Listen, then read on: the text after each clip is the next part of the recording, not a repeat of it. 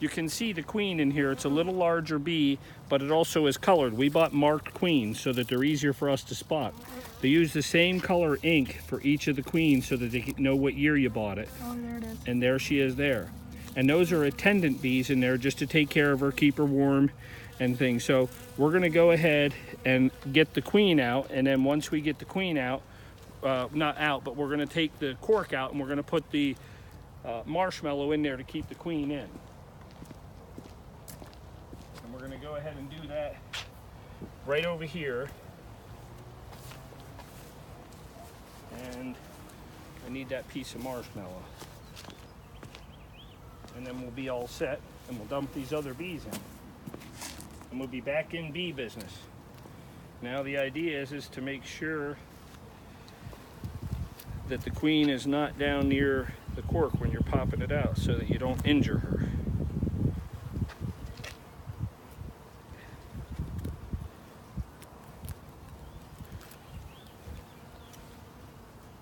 Oops, there's the cork. That bee man saves his. Me, I'm not so sure. Okay.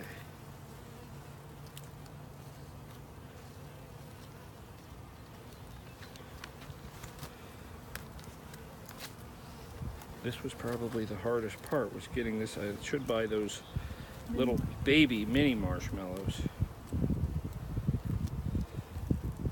Definitely that is not the way it should be done, but I think that that'll work. That was much easier. Oops, there's my cork. Than the first time. And again, we're just putting the bees on one of the frames here. I say the bees, the queen, just like that. And what'll happen is the bees will eat through that marshmallow. There's a hole in the side of that cage. Once they eat through that marshmallow in a day or two, the queen will be able to get out and go through the rest of the hive. They do that so that the queen can get acclimated with the other bees and they can be accepted. So in a couple of days, they say it takes a couple, 2 or 3 days, they'll eat through that marshmallow and release the queen. We'll be able to check in about a week. We'll see if she's laid eggs in the hive, and that will tell us that she's, 1, gotten out of the cage, and 2, she stayed in the frames. So that's what we're gonna do. We're gonna put her in here first because we realized that it was harder to get the bees in here once we had that set up. So I'm going to go ahead and put these couple of frames back in here and see then. We're going to go ahead and smack it down again just so that the bees go to the bottom. Okay. Are we ready? They're basically all down at the bottom.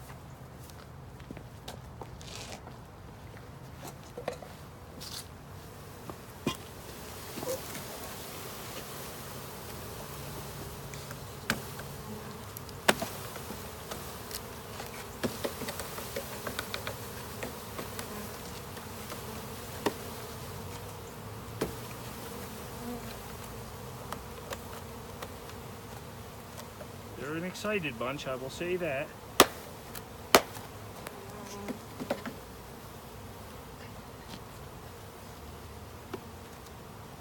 And then again, we're just going to put this right here.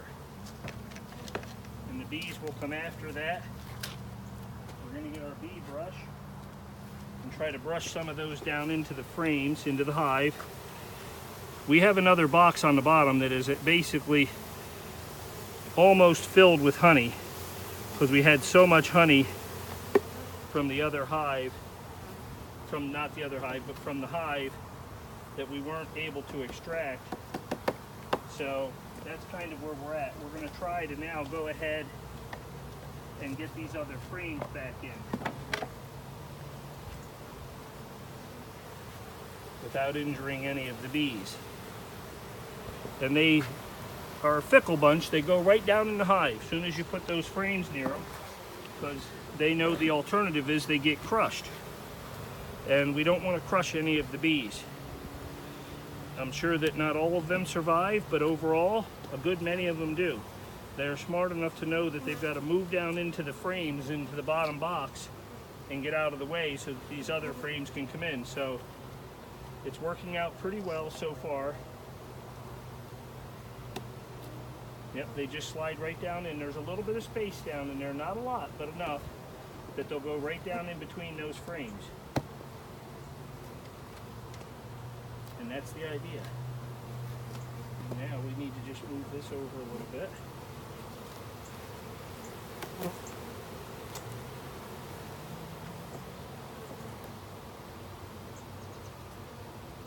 And put that in there.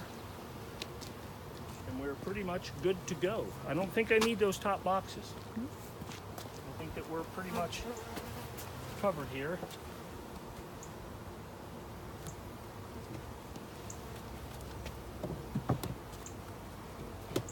So when will you go back in the hive? Well, it'll take, again, it takes about 2 or 3 days for the bees to eat that marshmallow, which will open the hole to let the queen out. So what they tell you is in about a week or so, you want to go in and you want to check to see that the queen, one, that they've ate through the marshmallow and the queen is out of the cage. The cage should be empty. And then if she's out of the cage and the cage is empty, we can walk away.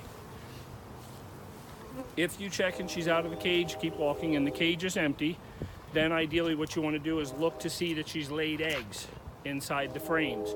If she's laid eggs in the frames, then she got out of the cage and she's in the hive and she's laying eggs, and if that's happening, there's a pretty good chance she's going to stay there and won't do anything like swarming or wasn't accepted, and then in about another week we'll check it again to see if there's additional eggs being laid. But that's kind of the process. Now it's just kind of wait and see.